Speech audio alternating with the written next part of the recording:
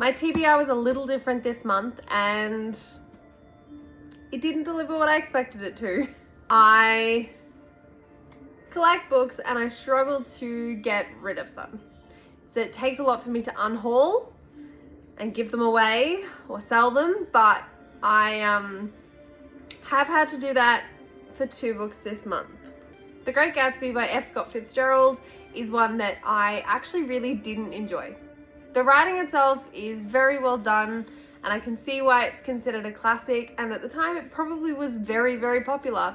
However, as someone reading this in 2025, the sexism, blatant racism, sexism and misogyny in this book and driving this book made me hate it. The comments in this made me feel sick and I just really didn't enjoy myself. And spoiler alert for those who aren't aware, the entire driver of this plot is a double standard that clearly men can cheat and women can't.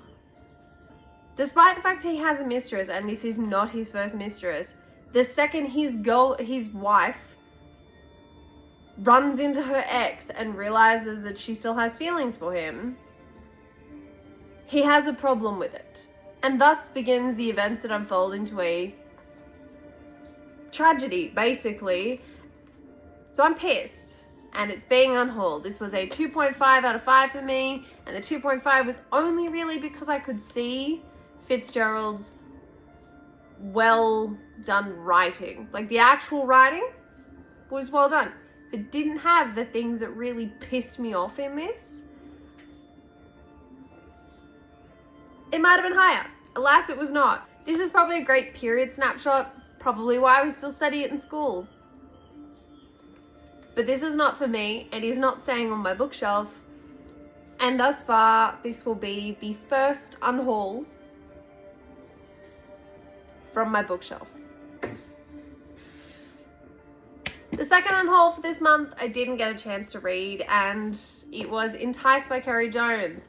So I found out when I opened this up and read the first sentence that they trusted me a lot. No, I've noticed that this is the 3rd book in a series. I don't own books 1 and 2, and unfortunately, due to the amount of books that I'd really love to get to after I finish my TBR, it's being unhauled. So this was my second unhaul for the month, but it is another one off the TBR. In the midst of the unhauling and trying to get through Gatsby, I listened to an audiobook. It was not on the TBR, but I have been granted access to Audible. And to keep myself on track rather than buying new physical books, decided to listen to one that I had been waiting to read for a while. So that was Shallow River by H.D. Carlton, and honestly, everything she writes, I admire her writing style so much. I love the deep psychological insights into characters' minds and the way people think, even if that's fucked up sometimes. But I really enjoyed this one. It was a very different air to her previous ones I've read of hers, which are dark romance and very much leaning into the toxic... Yeah. For those who know H.D. Carlton, we know Haunting Adeline and the sort of relationship portrayed in that. And while I love H.D. Carlton's writing and I love Haunting Adeline, and that was my first ever dark romance I ever read, it is suitable for fiction only, obviously. However, I read Shallow River, which deals with a woman who finds herself in an abusive relationship, and the psychology, and it's not romanticizing that relationship, it's romanticizing her relationship of her falling for her partner's brother. So who is not the abusive one. It follows the psychology from his perspective and hers, and looks at from the outside sort of the psychology of people wanting to help people in abusive relationships, but being able to do it in a safe way, and sometimes still being surprised by the people in the relationship who still stay, which I know is a question that a lot of people have when it comes to DV and things like that, and it is a hard conversation to have, and this explored it very responsibly and well, and I think it was a really interesting insight into both from the perspective of the person in the relationship and why they choose to stay, or the reasons why they might choose to stay, and looking at it from the outside of the person who just wants them to leave for their safety, because they love them, because they care for them, and wanting them to have the best that they can. I found this was a really interesting, and while I can't speak to everyone's experiences, true sort of insight into the dynamic of abusive relationships and the whole psychology behind it. It was psychological, it was dark. I loved this book, and it was well written, and the plot had twists that I didn't see coming, and was emotionally wrecking. Thanks HD as always. But I really enjoyed it. As always, with these sorts of ones, if you are someone who would like to read it, please make sure to check your content warnings and tread carefully for your own mental health. This book I gave a 4 out of 5 stars. It was amazing. It was not perfect. There were a couple of things that tweaked it for me, but they were not major. They were probably more my personal opinions when it comes to certain things like this, but I chewed through it. Also because it's an audiobook. It didn't count as me having another book on my TBR. One of the only 3 non-fiction books that I have in my TBR pile was Atomic Habits by James Clear. Now this one is obviously non-fiction. It is a help book to assist in growing, developing, and improving habits with little sustainable steps. And the psychology behind it and the stories feeding into that, and like studies that they've done. And it was really, despite the fact I'm normally a fiction girly, normally a fantasy romance girly, this was really helpful. As someone with ADHD, it is hard to keep and hold on to my habits, and it takes longer for me to cement them. But this was extremely helpful. It gave me practical tips and tricks that I've started to use with myself and have found great success with. And all in all, I would say this is a 4 out of 5. And it was definitely worth the read for me and really helpful.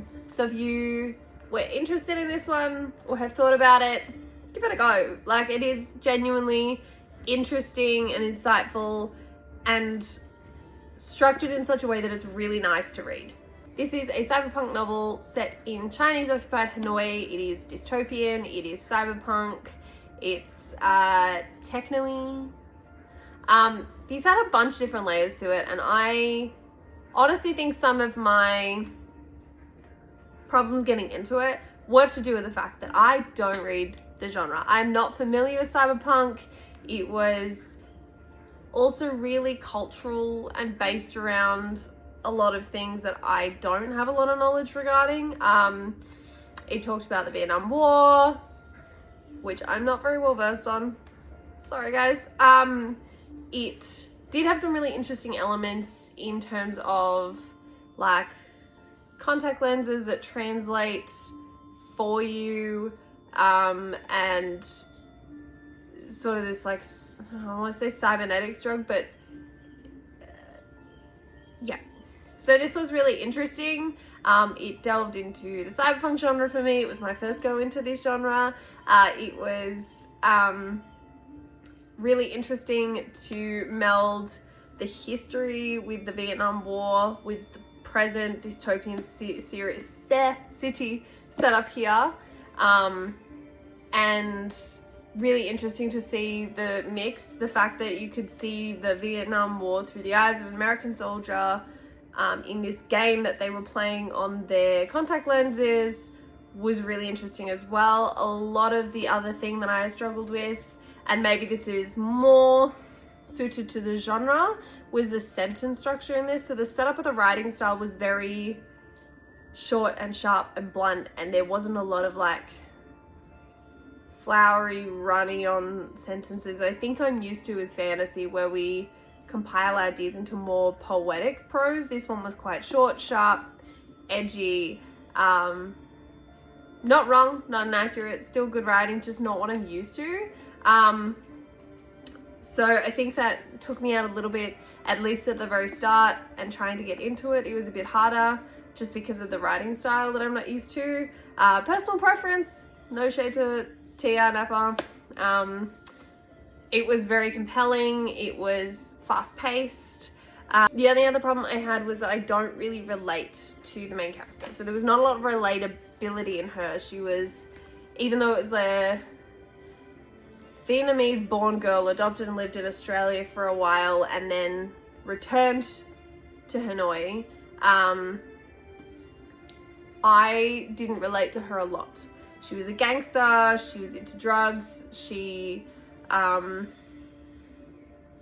was really brutal to others and didn't really care, like didn't let anybody in. And I think the lack of connection with people really meant that it was hard to emotionally invest in her world as well. So for me, this one was a 3 out of 5. It was really interesting insight, and if you are into cyberpunk and gangster sort of vibes, this one would actually be a really interesting read. But unfortunately, it just wasn't my cup of tea. And that is my September reading wrap up. If you have any thoughts, comments, questions, pop them in the comments. What did you read in September? Drop it in the comments below.